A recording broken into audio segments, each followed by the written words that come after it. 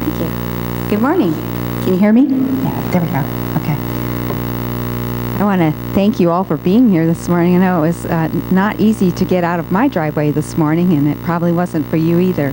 But I'm hoping that maybe this is the last time we have to shovel snow. We'll cross our fingers and hope. I see a lot of familiar faces here today. How many people have actually attended camp at Inspiration Hills at some point in your life? Okay, a lot of you. How many of you have been staff people at Inspiration Hills? A few more? Okay, good. Any of you ever attend Camp Zion?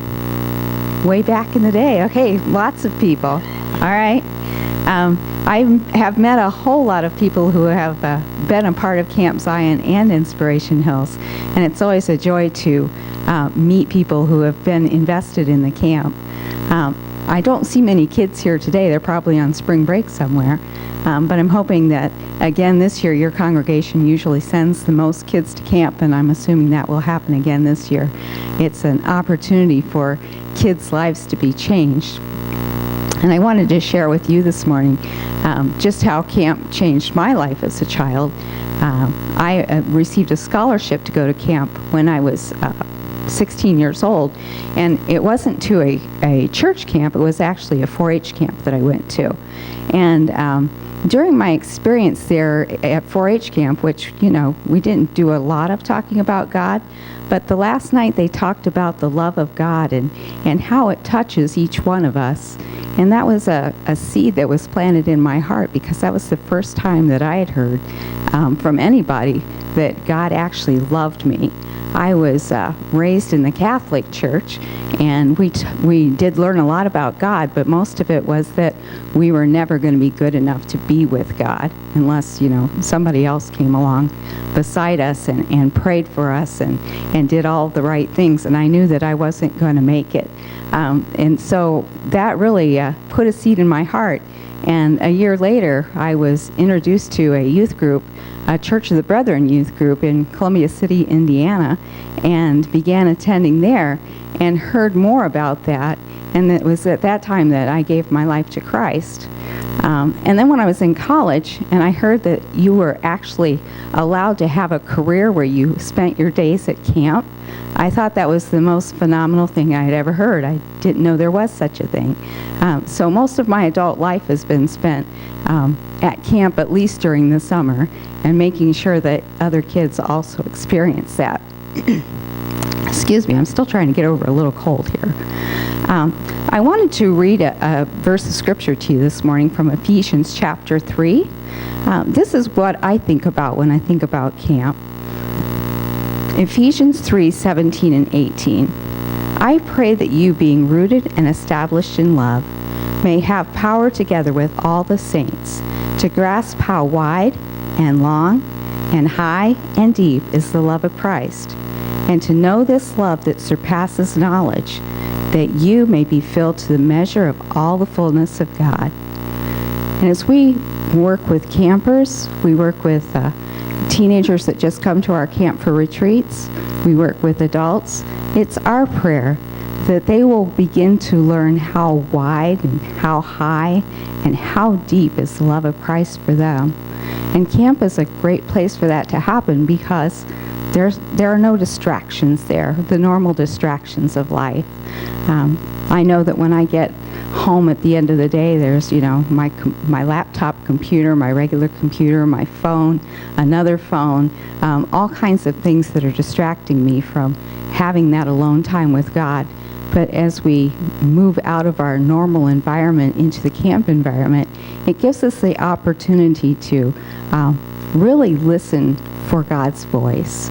And we pray that that's what happens each year during our summer camps, but also year-round as we do other things at camp. Some of the people that we minister to, I wrote a little list here.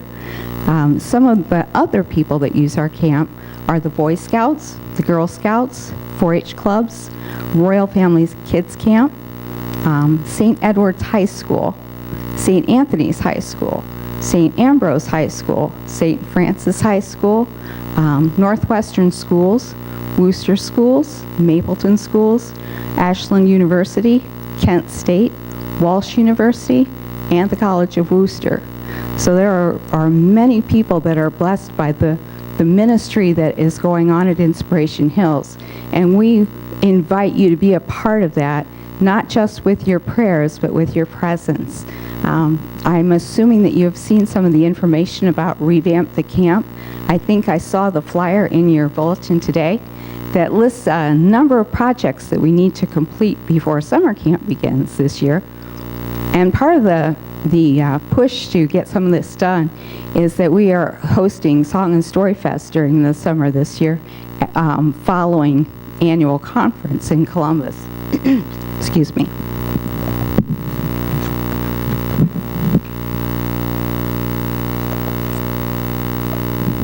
So we're inviting all of you to be a part of that. This was a project that has been planned by the Akron-Canton Pastors Association as they've gathered together at the camp a couple of times and seen some of the things that need to be done. They have decided that it would be a good thing not only to help the camp, but to help the district as a whole to come together and work together to accomplish something. And we would invite your congregation to be a part of that. I did bring with me today some sheets that are a skill assessment, and they're bright orange, so you can't miss them. We'll put them out in the foyer there. But it has a list of skills that are needed at the camp that are anything from general construction and, technical things like plumbing and electrical work, to simple things like we need people to wash windows. So we have this skills assessment with a little filling form that you can fill out at the bottom to send back to the camp and let us know what you would like to help with. If there's something that's not listed on here that you think you could help with, call us and we'll put you to work. Everything from A to Z needs to be done right now. So we invite you to be a part of that. During the month of May, we are asking you to call ahead. If you can be there just for the day, if you can be there for a couple of days, if you can be there for a weekend, or you can be there for a whole week, we're going to provide overnight housing and meals for anybody who can show up and lend a hand. So please be a part of that. We invite you to do that. We are actually one of 30 Church of the Brethren camps across the country. And many people don't know that, and we get kind of isolated in our own little areas. But back in the 1930s and 1940s, the Church of the Brethren actually developed camps to be a place of leadership training for their congregations, not just for their youth, but for their adults as well. And out of that has blossomed things like summer camps and hosting retreats for other denominations and people who wouldn't think of actually attending church but would go to a camp. And it's been such a blessing for so many years, but we've also seen that it's changed a lot. As the people and the culture changes, camp also changes. And there's a distinct feeling out there that camp is only for kids now. And we have tried to address that by including the adults of every congregation to be a part of camp. And we have some new things going on. We have 2 camps that involve adults and children. We have one that's called Grand Camp. Now this, I would assume that some of you in here have grandchildren. Raise your hand. Yeah, okay. Grand Camp is a camp that you can take your grandchildren to.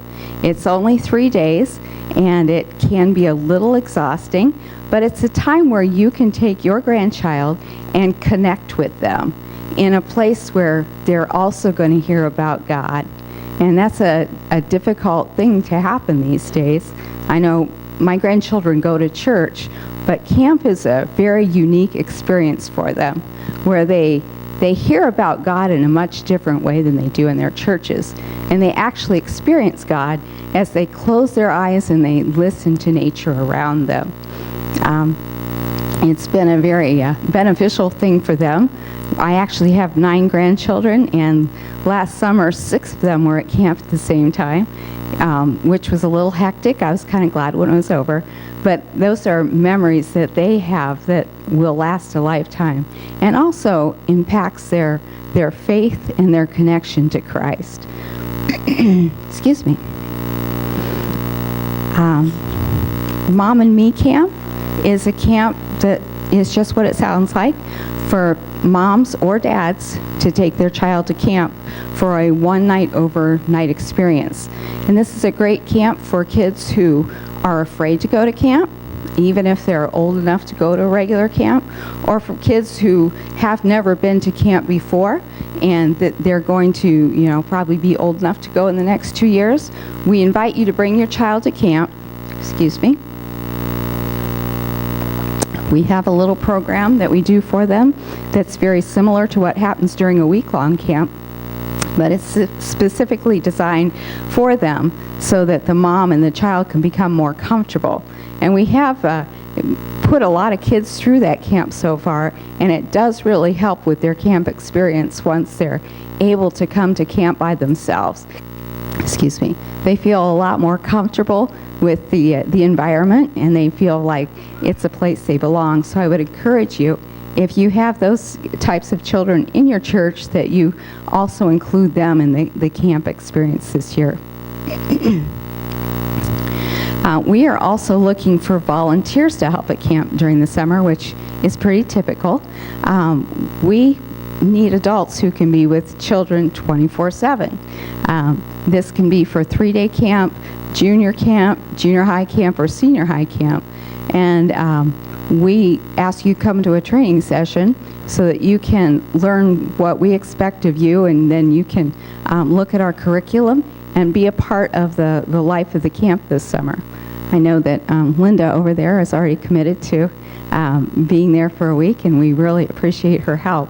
We have quotas that we must meet in order to satisfy state requirements. So for every 8 children, we have to have 2 adults with those children.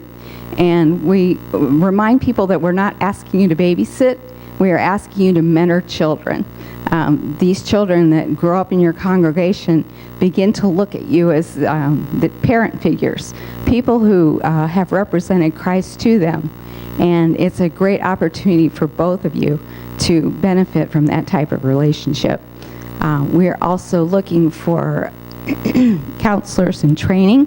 These are people who are over 16 who are willing to come out to camp for a week and work alongside an adult.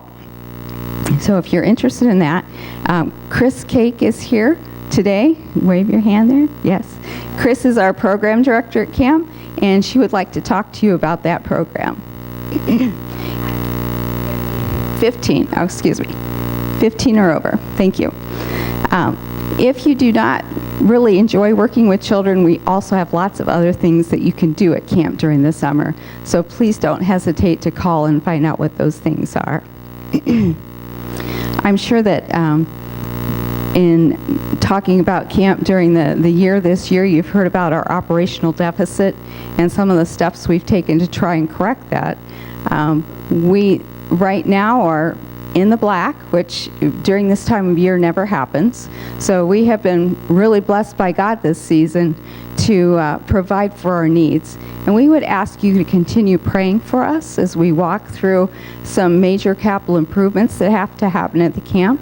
We've been blessed with the money to make those happen, and we are just truly blessed by God and blessed by your prayers, and ask you to continue to hold us up in your prayers. And thank you for letting me share with you this morning. Are there any questions? Okay.